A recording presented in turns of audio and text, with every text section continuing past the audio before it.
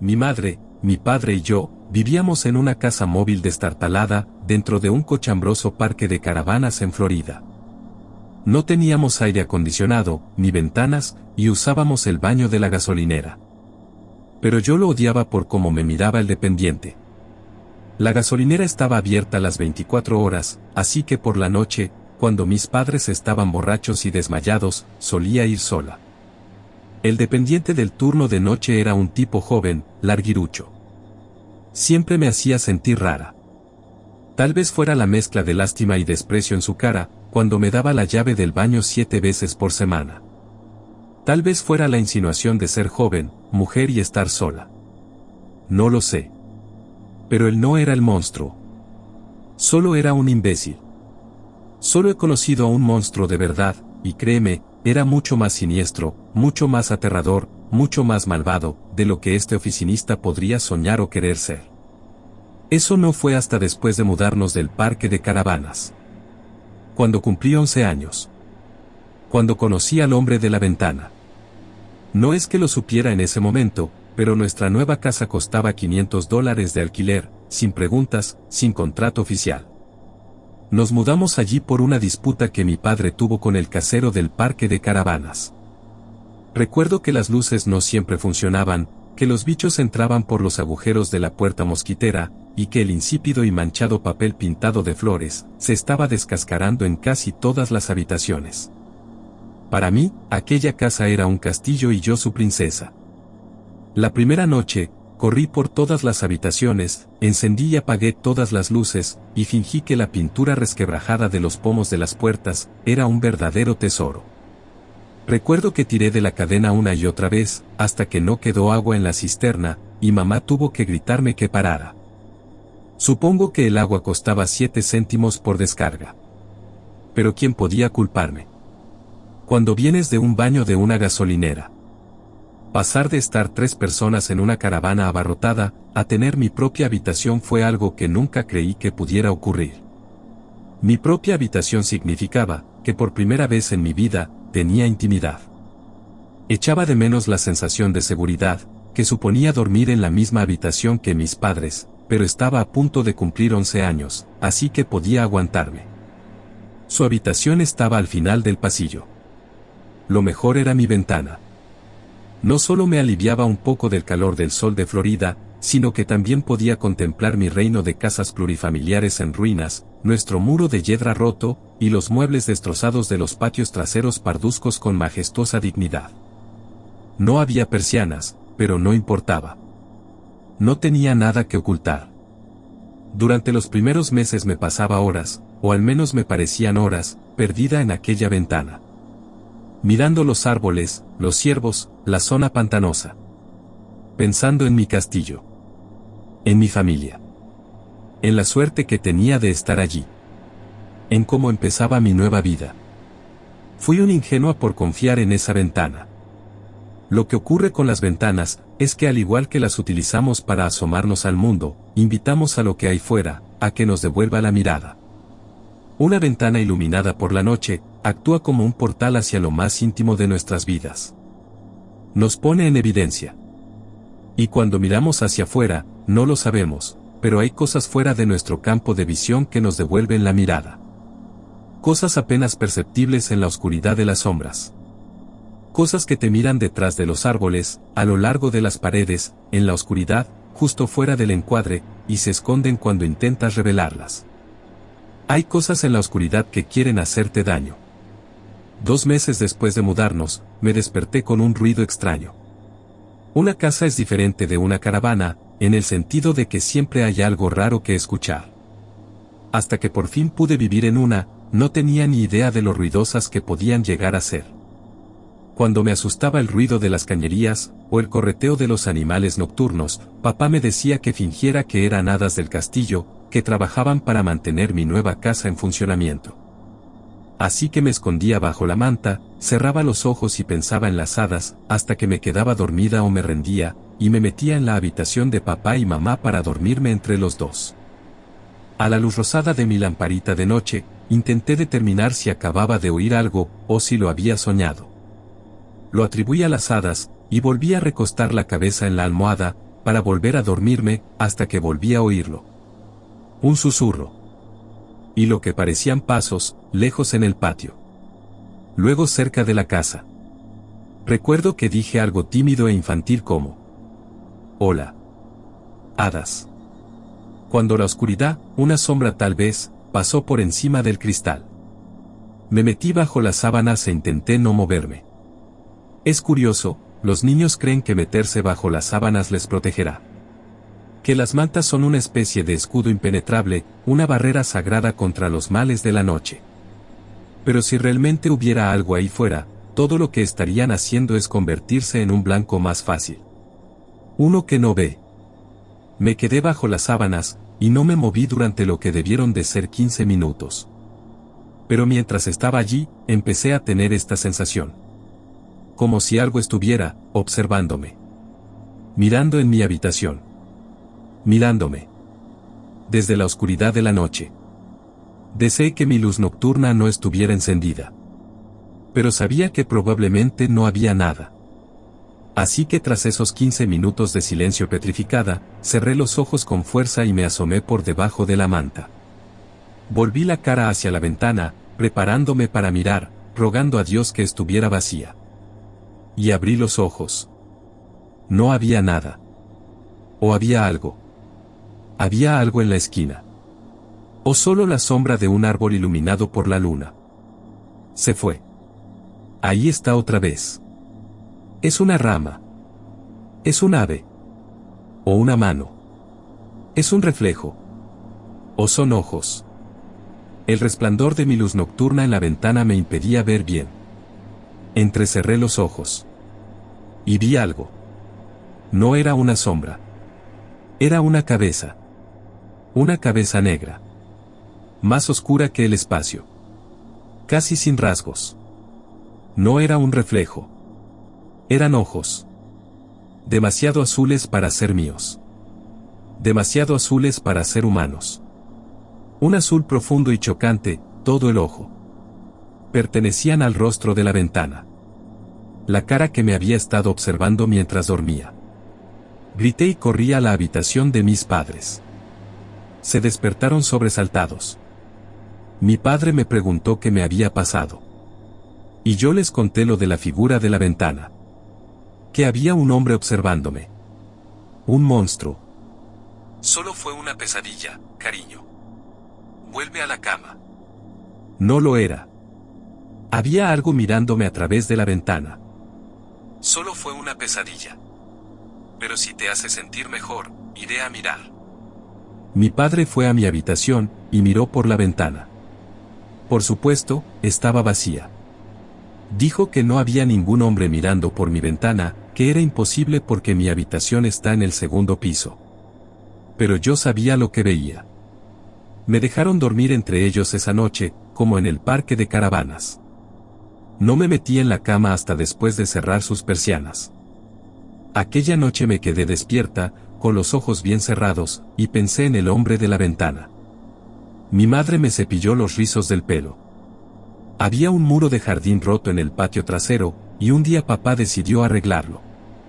Yo le rogué que no lo hiciera. Le dije que el hombre de la ventana lo utilizaría para subir a mi habitación y atraparme. Pero no me hizo caso. Creo que lo hizo, para que ya no pareciéramos la casa más pobre de la cuadra. Papá, por favor. El hombre de la ventana me va a atrapar. No parecía funcionar. Tampoco funcionó. Si pones esa pared, voy a bajar por ella y escaparme.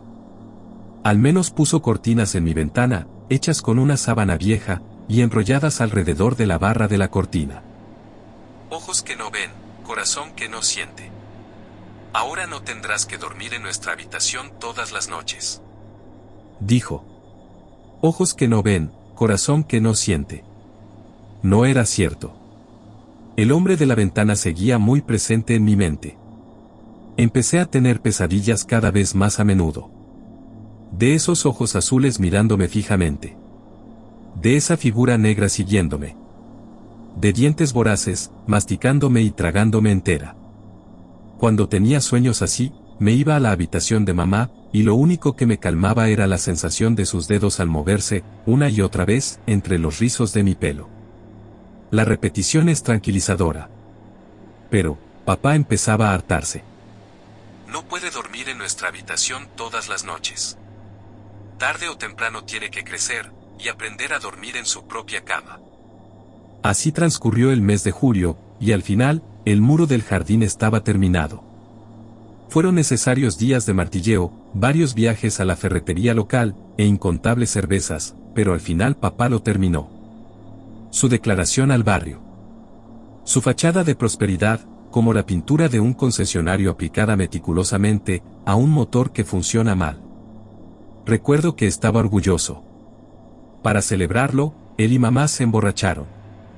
No fue una celebración demasiado especial, quiero decir, que mis padres se habrían emborrachado de todos modos. Se emborracharon mucho. Luego se gritaron el uno al otro. O tal vez al mundo. No lo sé. Creo que bebieron para escapar. Al igual que yo escapé a una pantalla bulbosa, y algunos tubos de rayos catódicos. Al mundo de la televisión, donde un final feliz ocurría cada 15 minutos. Esa noche tuve un sueño diferente. En él, sentía a mi madre jugar con mi pelo. Movía los rizos, los peinaba con los dedos, los alisaba. Ese ritmo relajante. Por alguna razón se sentía triste, me daba cuenta de que quería llorar, pero tenía que ser fuerte por mí. Le pasé el brazo por la pierna para consolarla, y fui a mirarla a la cara. Para decirle que todo iría bien. Pero cuando la miré a los ojos, eran azules. Profundos y opacos. Me devolvió la mirada con una expresión triste y azul. Entonces dejó de acariciarme. Sus cejas se fruncieron en señal de confusión. Como si de repente se hubiera olvidado de lo que estaba haciendo, o de quién era yo. Sus cejas se crispó, y su boca se curvó en un gruñido. Intenté incorporarme y alejarme de ella, y su rostro se contorsionó de ira. Me agarró del pelo y tiró con fuerza, casi arrancándomelo del cuero cabelludo. Me desperté con los ojos llorosos. Después de una pesadilla, mi primer instinto fue levantarme, e ir a la habitación de mis padres. Mi miedo a lo sobrenatural tenía prioridad sobre mi miedo a las críticas de papá. Así que me levanté de la cama, y me dirigí a la puerta. Justo cuando estaba a punto de girar el pomo de la puerta que daba al pasillo, oí pasos en el piso de abajo. Pisadas fuertes, que recorrían la casa. Pensé que era papá, borracho y dando tumbos. Masculino y despreocupado. Hasta que oí un ronquido en la otra habitación. Entonces no podía ser él. Tampoco parecían los pasos de mamá, aunque estuviera borracha. Entonces, ¿qué había ahí abajo? No lo sabía, pero tenía una idea. Un monstruo. El hombre de la ventana. ¿Mamá? Papá. Llamé en voz baja, demasiado baja para que me oyeran. No quería que el hombre de la ventana me oyera. Se me erizó el vello de la nuca. Sentí un escalofrío. Mi cuerpo me decía algo. Que había algo detrás de mí. Algo que me miraba. Desde la ventana. No me atrevía a girarme para ver. Al mismo tiempo, oí pasos en el piso de abajo. Mamá. Papá. Levanté la voz para despertarlos. Demasiado fuerte, los pasos de abajo se detuvieron. Una reacción a mi llamada. Luego volvieron. Esta vez con un propósito. Se dirigieron hacia las escaleras. Mamá. Papá. Lo grité esta vez, pero no oí nada de su habitación. Estaba en la puerta, petrificada de salir por lo que fuera que había en las escaleras. Y esa sensación en la nuca. Casi como calor. Energía de la mirada que sabía que estaba detrás de mí. El hombre de la ventana me tenía rodeada. Oí un pie aterrizar en el primer escalón de la escalera. Era ahora o nunca, tenía que ver si realmente estaba detrás de mí. Me giré hacia la ventana. La cara completamente negra. Sin rasgos, salvo unos ojos azules brillantes. Un cuello largo y delgado. Viéndome con su mirada inquebrantable. malevolencia detrás de los ojos. Esta vez vi que tenía boca. Como una fina línea negra. La abrió de par en par, luego más, luego inhumanamente ancha, sin mandíbula, y toda la cara estaba abierta.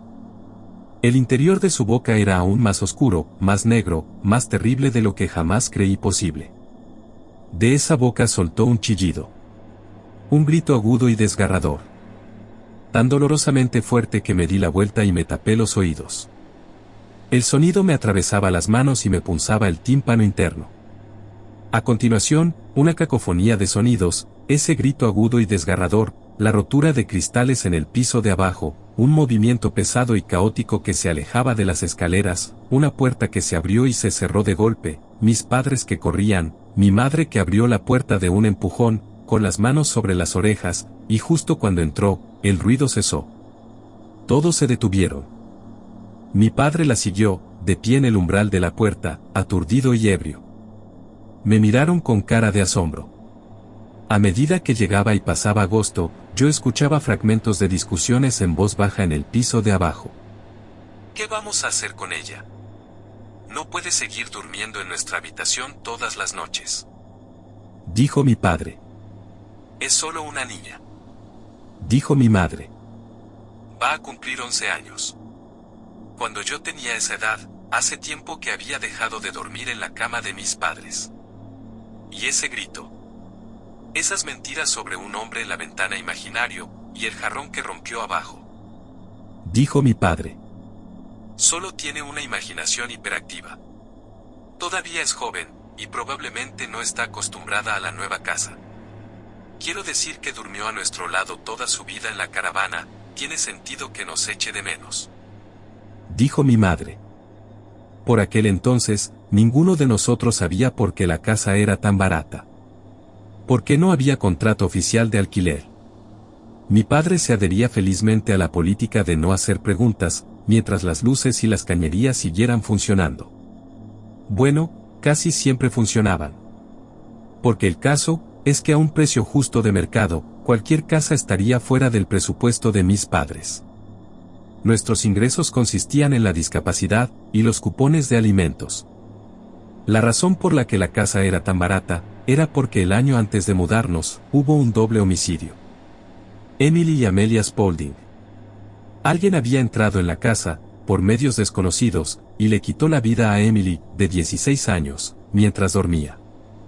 Luego se llevaron a Amelia Spaulding, de 9 años.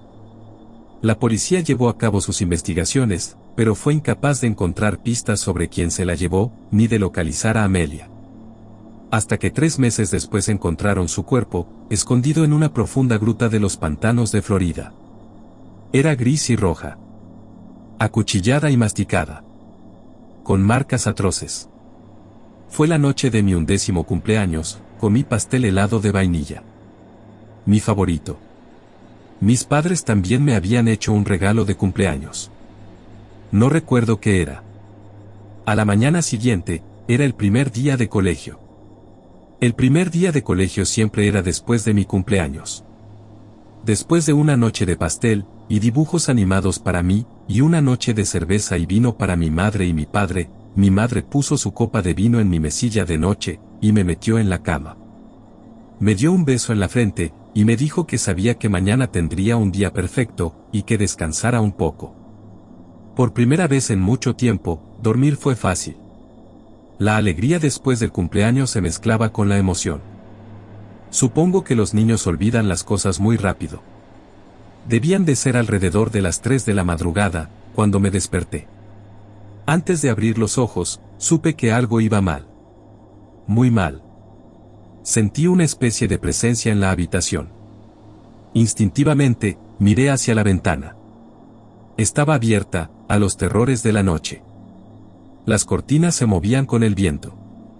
No recordaba haberla abierto, ni siquiera sabía cómo. Así que escudriñé la habitación, y había algo a los pies de mi cama. Traté de gritar, pero ningún sonido escapó antes de que me agarraran. Me apretaron la boca con las manos, impidiéndome gritar. Entonces sentí peso contra mi cuerpo. Algo pesado se puso encima de mí, y sujetó mi cuerpo. Me pusieron cinta adhesiva alrededor de la boca y la cabeza. Una vez, 2 veces, 3 veces, fuertemente enrollada. Levanté la cabeza aterrorizada, sabiendo que aquel siniestro rostro oscuro me estaba mirando. La que aparecía en todas las pesadillas que había tenido en los últimos 3 meses. Pero no era así. Era un rostro pálido. La cara pálida de un desconocido, iluminada de rosa por el resplandor de mi luz nocturna. Pastoso y sudoroso, con una sonrisa en los labios y un brillo enfermizo en los ojos. Se inclinó hacia mí, y olí su aliento putrefacto. Pútrido, como algo muerto. Se rió mientras me ponía boca abajo. Una risa perversa, sabía que había ganado, que me había dominado. Me puso las manos a la espalda y me las ató, y me enrolló las piernas con cinta adhesiva. Mis forcejeos fueron inútiles. Luego me levantó y me cargó. Me acercó a la ventana y me arrojó por ella. Aterricé con fuerza sobre una pila de colchones sucios en el patio. Intenté retorcerme, escapar, pero me encontré con un dolor agudo en la pierna, y el brazo izquierdo, y la imposibilidad de liberarme. Levanté la vista, y el hombre me miraba desde la ventana abierta. Empecé a llorar. Aterrorizada por el hombre de la mirada maligna y el aliento putrefacto. Entonces vi pasar una sombra sobre mi cabeza.